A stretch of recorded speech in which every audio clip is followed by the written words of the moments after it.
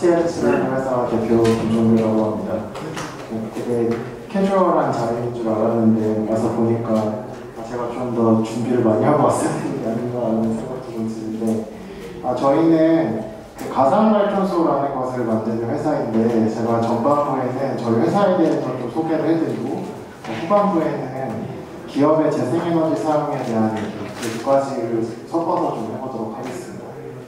네, 개인 소개를 좀 하자면, 저는 사실 태양광 IT 회사 창업 멘토이자 기술개발 책임자로 여러 가지 일들을 했습니다. 그래서 태양광 보급을 위한 여러 가지 서비스, 기술 이런 것도 개발을 했고, 그리고 제가 또 이 회사의 기술개발 책임자로 있을 때 보람 있었던 일 중 하나는 독일의 지사를 만들었는데, 그때 제가 독일 지사 장을 했어요. 그래서 그때 파독 광부회관이라고 독일의 그 간호사들 방부로 이렇게 가셨던 분들이 마을 회관같이 만들어 놓으신 그런 시설이 있었는데, 거기 저희가 태양광 패널을 올려드렸어요. 그래서 제 인생에서 나름 좀 뿌듯한 경험이었다고 생각이 듭니다.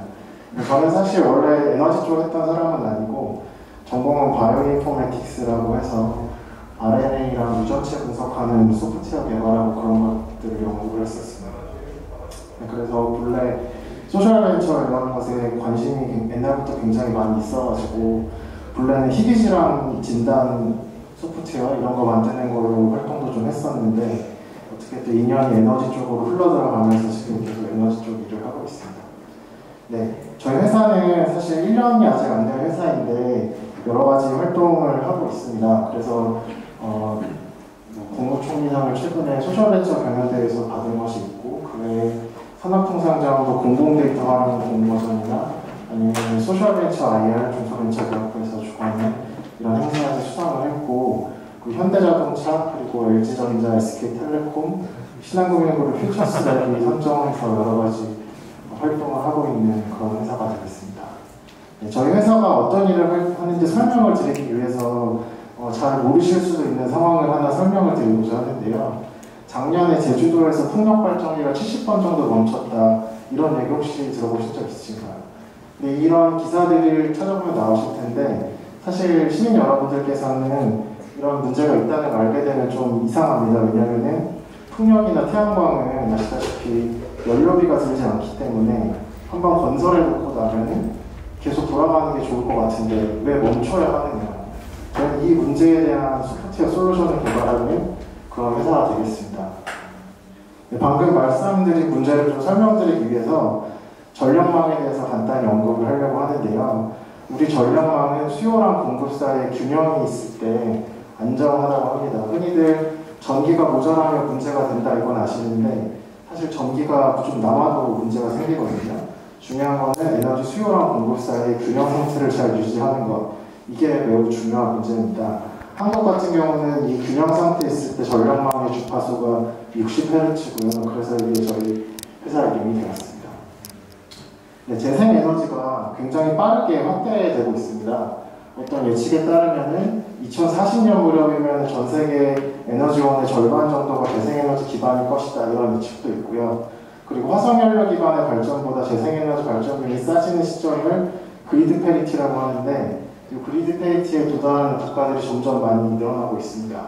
그리고 또 최근에 기업의 수출 문제와 연관지어서 아리백이라는 것이 자주 등장을 하는데, 이거는 기업 활동에 사용되는 전력을 100% 재생에너지로만 조달하겠다, 이런 캠페인이거든요. 그래서 국내에 있는 주요 대기업은 물론이고 많은 글로벌 기업들이 이 캠페인에 동참을 하고 있습니다. 지금 여기 보시는 로고들이 앞으로 재생에너지만 쓰겠다라고 선언한 회사들이거든요. 아마 2050년까지 이 회사들이 전부 다 약속한 대로 재생에너지 사용으로 나서면 굉장히 폭발적인 수요가 있을 것이다, 이렇게 예측이 되고 있습니다. 네, 그럼 여기서 아까 제가 말씀드린 전력망 안정의 문제, 그러니까 에너지 수요와 공급 사이의 균형을 맞추는 문제하고 재생에너지가 굉장히 빨리 확대되고 있는 현재 상황하고 좀 겹쳐서 보면 새로운 도전들이 발생한다, 이걸 알 수가 있습니다. 일단 좌측에서 보시듯이 재생에너지 발전은 출력이 일정하지 않습니다. 날씨에 따라서 발전량이 달라집니다. 그렇기 때문에 에너지 공급과 수요 사이의 균형을 맞추는 문제가 점점 복잡하고 어려워집니다.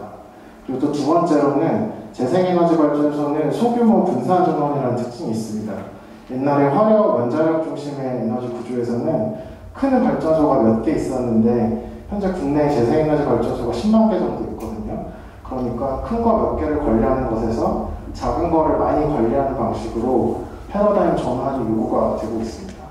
이런 배경하에서 가상발전소라는 것이 등장을 하는데, 이 가상발전소는 IT 기술로 소규모 분산 전원을 연결하고 관리하는 기술들을 통칭한다, 그렇게 설명을 드릴 수 있겠습니다. 그래서 에어비앤비나 우버 같은 회사들이 건물이 없이 숙박업을 하고 자동차 없이 운송업을 한다고 하면은 앞으로 가상발전소 운영하는 회사들은 발전소를 소유하지 않고도 에너지업을 한다, 이렇게 비유가 되기도 합니다.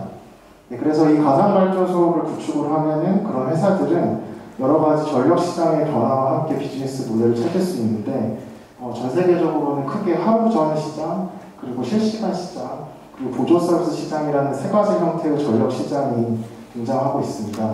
우측에 보시는 기업들 보시면은 에너지 회사가 아니죠. 구글, 아마존 같은 회사도 있고 테슬라 같은 자동차 회사도 있는데, 이 모든 회사들이 가상발전소랑 연관되어 있는 그런 비즈니스 기획을 가지고 있는 회사이기도 합니다. 네, 그래서 한국으로 좀 돌아와 보자면, 한국 같은 경우도 2030년이면 재생에너지 비중 20% 올리겠다는 국가적인 목표가 있습니다.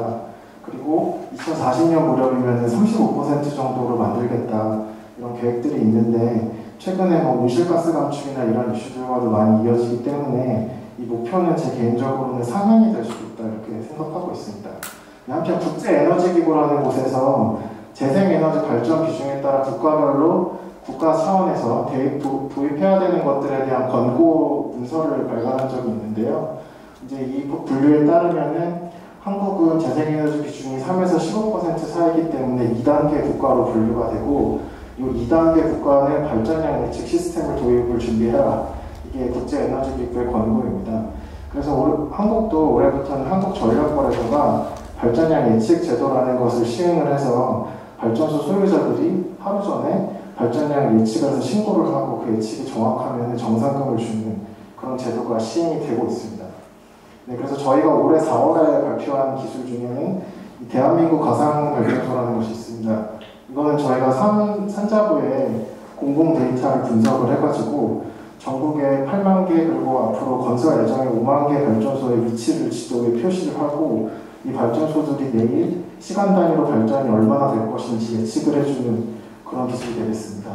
그래서 이 웹사이트에 접속하시면은 지도가 나오고요. 이 지도에 전국 시도별로 태양광 풍력발전소 위치가 단적으로 표시가 됩니다. 그래서 클릭을 하시면 현재 발전량이 얼마인지도 나오고 내일 발전량이 얼마인지도 나오고, 그런 식으로 여러 가지 UI가 구성이 되어 있고요. 그리고 발전량 예측과 관련이 되는 기상 정보들, 가령 일사량이라든가 구름의 위치라든가 아니면 바람의 세기와 방향, 이런 것들이 시각화돼서 표시가 됩니다. 한번 나중에 가입하셔가지고 보시면 여러 가지 확인을 해보실 수 있을 것 같고요. 또 그렇게 대한민국 전체의 발전소에 대해서 예측을 했지만 관심이 있는 발전소들만 모아가지고 따로 예측도 하실 수 있고, 그렇게 그 분류를 해놓으면은 여기 보이는 표 모양의 아이콘을 클릭을 하면은 이런 식으로 통합관제 시스템으로 연결이 돼가지고 내가 관리하고 있는 태양광 풍력발전소가 무슨 문제가 있는지, 오늘 발전량은 얼마인지, 내일 발전량은 어떻게 될 것 같은지, 이런 것들이 표시가 되는 그런 서비스가 되겠습니다. 그래서 저희가 상반기 중에 350메가 정도, 350메가와트 정도의 재생에너지 발전소를 대상으로 테스트를 했고요. 이 용량은 보통 원자력 발전소 한 대 용량을 1기가 정도로 비율을 한다면 한 원자력 발전소 3분의 1 정도 된다, 이렇게 말씀드릴 수 있겠습니다.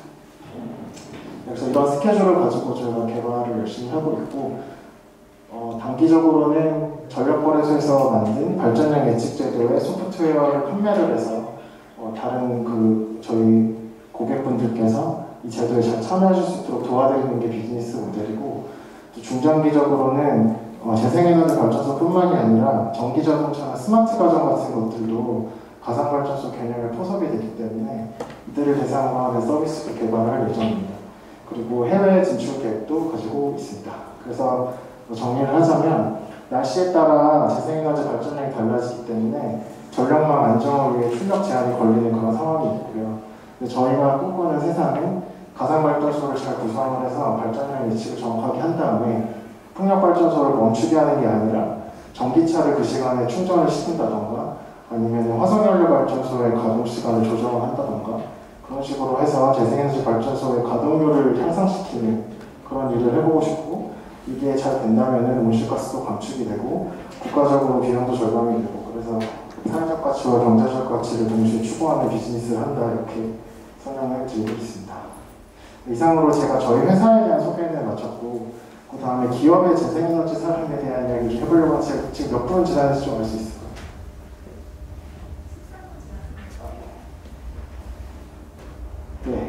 네, 재생에너지가 빠르게 확산이 되고 있고 기업들도 재생에너지를 사용하겠다 이런 캠페인에 많이 동참하고 있고, 이런 상황들에 대해서 제가 잠깐 공유를 드렸는데 이 재생에너지 가격이 계속 떨어지고 있는 이 추세가 최근 10년, 20년 동안 한 번도 꺾인 적이 없습니다. 보시면은 태양광에 대한 이야기이긴 한데, 반도체 시장에서 무어의 법칙이라고 아마 들어보셨을 텐데, 비슷하게 태양광에는 스완슨 법칙이라는 게 있어가지고 설치량이 두 배 증가될 때마다 가격이 20%씩 하락하는 추세가 계속되고 있습니다. 그래서 결국에는 그리드 페리티에 도달을 하게 되는 것이고, 지금 이게 2019년 자료인데 이미 화석연료 발전의 가격범위 하단에 태양광 풍력이 있었습니다. 그래서 지금 2021년 자료를 보면은 아마 더 아래로 있을 것이고 앞으로 더 떨어질 수 있다, 이렇게 생각을 하고 있습니다. 재생에너지를 기업들이 조달하는 방식이 국제적으로 크게 네 가지가 있습니다. 하나는 재생에너지 공급 인증서를 구입을 해서 수급을 하는 방식이 있고요. 그 다음에 발전사와 전력 구매 계약을 체결하는 방식이 있고, 그 다음에 예를 들면 한전 같은 역할을 하는 회사들에서 제공하는 특별한 요금제를 사용하는 방식이 있고요. 네 번째는 당연히 발전소를 직접 짓는 그런 방식이 있겠습니다. 최근에 그 기업들도 재생에너지를 쓸 수 있게끔 해줘야 된다 이런 요구들이 있었기 때문에 정부에서도 몇 가지 방식으로 재생에너지 조달하는 것들을 제도를 만들었는데, 첫 번째 방식은 녹색 프리미엄이라고 해가지고 녹색 요금제라는 것이 출시가 되어 있습니다. 그래서 여기에 가입을 해서 구매를 하시면은 기업들이 추가적인 프리미엄을 내고 재생에너지를 조달을 받게 되고, 그 기금은 또 재생에너지 관련된 여러 가지 활동에 쓰인다, 이렇게 되어 있고요. 그 다음에 REC라고 하는 것은 재생에너지 발전소가 발전을 하면은 그 발전소가 재생에너지를 이만큼 생산을 했다는 그런 인증서 같은 것이 발급이 되거든요. 그래서 그 인증서를 구매를 하는 방식으로 재생에너지를 썼다는 명분을 가져가는 그런 방식이 있습니다. 이건 에너지공단에서 REC 거래 시장이라는 것을 만들어가지고 하고 있습니다. 그 다음에 선자 PPA 같은 경우는 한전을 매개로 해서 발전사 그리고 기업이 각각 계약을 체결하는 그런 방식이 되겠습니다. 그리고 지분을 참여해가지고 재생에너지 프로젝트에 지분 참여를 해서 그 지분 참여한 비율에 맞춰서 REC를 재생에너지 공급 인증서를 확보하는 그런 모델도 있고, 다섯 번째로는 당연히 이제 자체 건설을 하는 방식도 있겠습니다. 그런데 현재 상황을 보면 사실 잘 되고 있지는 않습니다. 녹색 프리미엄 제도 같은 경우에도 이런 비판들도 있고, 사실 기업들이 사용하는 에너지 양에 비해서는 좀 미진한 그런 구매 실적들이 있고요. 그 다음에 REC 거래 같은 경우도 사실 두 달간 규모가 8천만 원 정도 거래가 됐다라고 하면은 사실 아직 활성화되었다, 이렇게 말하기는 좀 어려운 상황이고요. 그래서 저는 이런 것들 보면서 또 무슨 생각을 하냐면, 기업이 재생에너지 거래를 한다고 했을 때 가장 먼저 나설 만한 그런 회사들이 어딜까에 대한 고민을 사실 좀 해보게 됩니다. 제가 해외 자료들을 좀 찾아보면은 보통 B2C 비즈니스 경향이 있고, 그리고 상품 원가에서 전기요금 비중이 낮은 회사들이 아리백을 더 적극적으로 하는 것 같습니다. 이제 국내 같은 경우는 아까 이 사례에서도 보듯이 주로 제조 대기업들, 전기를 많이 쓰는 회사들이 수요처로 등장을 해서 이제 수요처의 입장을 대변을 하는 형국이기 때문에 사실 이런 회사들은 재생에너지 도입하는데 비용도 많이 들고 해서 조금 적극적으로 움직이는 데 있어서는 덜 할 수 있지 않을까라는 생각이 들고요. 국제적으로 그 아리백 캠페인을 주관하는 CDP 자료를 보면은 제일 적극적으로 많이 하는 회사들은 IT 회사가 됩니다. 구글, 애플 같은 IT 회사들이 재생에너지 사용에 제일 적극적으로 많이 하고 있다, 이런 통계가 있습니다. 그래서 한국 같은 경우도 제 생각에는 재생에너지 소비를 기업 차원에서 확산시키는 데 있어서는 중요한 처음 역할을 할 수 있는 회사들은 아마도 IT 회사들 내지는 B2C 비즈니스를 하면서 원가에서 전기요금 비중이 낮은 그런 회사들이 먼저 할 수 있지 않을까 뭐 그런 생각을 하고 있습니다. 네, 그래서 여기서도 똑같은 자료이고요. 그리고 이게 왜 중요하냐면은 산업군에 따라서 재생에너지를 조달하는 방식의 선호도가 조금 다릅니다. 에너지 많이 쓰는 회사들은 보통 자가소비나 PPA 방식으로 많이 하려고 하는 경향이 있고, 또 그렇지 않은 회사들은 REC 구매 같은 방식으로 해결하는 경향이 있고 그렇습니다. 그래서 국가 정책이 어떠한 군을 좀 더 타겟으로 하고 움직이냐에 따라서 영향이 좀 있을 수 있을 것 같아서 한번 가지고 와봤고요. 그다음에 최근에는 사실 또 한 가지 재생에너지 쓰는 데 있어서 가장 큰 명분을 가져가는 방식은 재생에너지 발전소를 신규로 짓는 그런 활동입니다. 그래서 그것과 PPA 계약 방식이 조금 더 많이 연결이 되기 때문에 이런 PPA 계약 방식으로 재생에너지를 많이 쓰는 조달하려고 하는 그런 경향이 좀 심화되고 있다는 말씀을 드릴 것 같습니다. 그래서 이제 재생에너지가 많이 확산이 되면은 전력 시장의 변화가 필수적으로 일어날 수밖에 없는 이유가 뭐냐면 옛날에는 공급자가 많지가 않았기 때문에 어떤 큰 회의를 하나 해서 이해관계자들이 다 모여서 의사결정하면 됐거든요. 근데 지금 제가 말씀드렸다시피 이제는 에너지를 생산하고 판매를 하는 회사 곳이 10만 개 이상이 되었습니다. 그러다 보니까 이거를 효율적으로 관리하고 해결하는 데 시장 메커니즘이 필요하다는 것이 좀 여러 가지 그 선진국들의 경험인 것 같고요.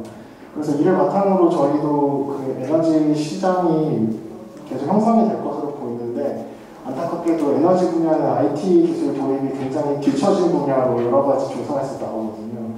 그래서 이런 분야에 있어서 저희가 관심을 좀 더 많이 갖고 디지털화부터 시작해서 여러 가지 정책적인 그리고 기술적인 그런 노력들이 필요하다 이렇게 생각됩니다. 예전에 전력망 하면은 비유를 하자면 통신 산업에 비유하자면 옛날에 전력망은 전화선 같은 거여가지고 안정적으로 전력 공급하는 게 가장 중요한 이슈였는데, 현재 그 선진국들에서 말하고 있는 전력망은 플랫폼입니다. 비유하자면은 과거는 전화선, 현재는 인터넷. 저는 그냥 그렇게 설명을 좀 드릴 수 있을 것 같은데, 앞으로 이런 그 에너지 산업의 변화도 국가적으로 중요한 문제가 될 수 있을 것 같아서 한번 말씀을 드려봤고요. 그래서 이런 그 되게 많은 복잡한 이런 일들을 해결하는 데 있어서 저는 두 가지 그 패러다임이 있다고 생각하는데, 하나는 성당을 만드는 것이고 또 하나는 시장 만드는 것입니다. 그래서 저는 성당 모델, 시장 모델 이렇게 말씀을 드리는데, 기존에 이제 성당 만들듯이 여러 가지 복잡한 문제를 해결했다고 하면은 앞으로는 시장을 중심으로 여러 가지 문제를 해결하는 것이 시도가 되어야 된다 이렇게 생각을 하고 있고, 그리고 이 관련해가지고 IT 산업에서 재미있는 법칙 두 개를 소개해 드리자면은, 하나는 메칼풀 법칙이라고 해서 네트워크의 가치가 참여자 수의 제곱에 비례한다 이런 법칙이고, 또 하나는 뉴스의 법칙이라고 해서 보는 눈이 많으면 모든 결함을 찾을 수 있다 이런 법칙이 있습니다. 그래서 저희는 이 두 가지 그 법칙을 활용을 하자면 저희가 좀 더 공개된 다양한 주체의 참여를 유도하는 이런 방식으로 에너지 시장이 개혁이 되어야 된다 이렇게 생각을 하고 있고요. 그래서 오른쪽에 있는 그 회사들인데요. 제가 이거를 2019년도에 베를린에서는 유럽에서는 에너지 전환이 하도 큰 이슈다 보니까 에너지 전환과 관련된 회사들만 모이는 그런 행사들도 있거든요. 거기서 여러 가지 비즈니스 모델을 가지고 있는 에너지 회사들이 스타트업들이 나와서 발표를 했는데, 제가 한국에서 이거를 할 수 있는지 좀 찾아보니까 못하거나 아니면 절반만 할 수 있거나 그렇더라고요. 그래서 앞으로 저희가 여러 가지 변화를 만들어가는 과정에 있어서 상당히 많은 그런 개방이 노력이 필요하지 않나 이렇게 생각하고 있고, 그리고 흔히들 재생에너지가 많아지면은 날씨에 따라 출력이 일정하지 않으니까 문제가 생길 것이다라고 생각하는데, 이 문제에 대한 어떤 답을 줄 수 있는 한 가지 재밌는 사건이 유럽에서 있었는데, 그게 뭐였냐면은 일식입니다. 일식이 일어나면은 태양광 발전소가 가동이 0이 됐다가 다시 확 올라가는 그런 엄청난 변화가 단시간에 생기는데, 한 번도 블랙아웃이 일어난 적은 없다 이런 말씀을 드리면서 발표를 마치도록 하겠습니다. 감사합니다.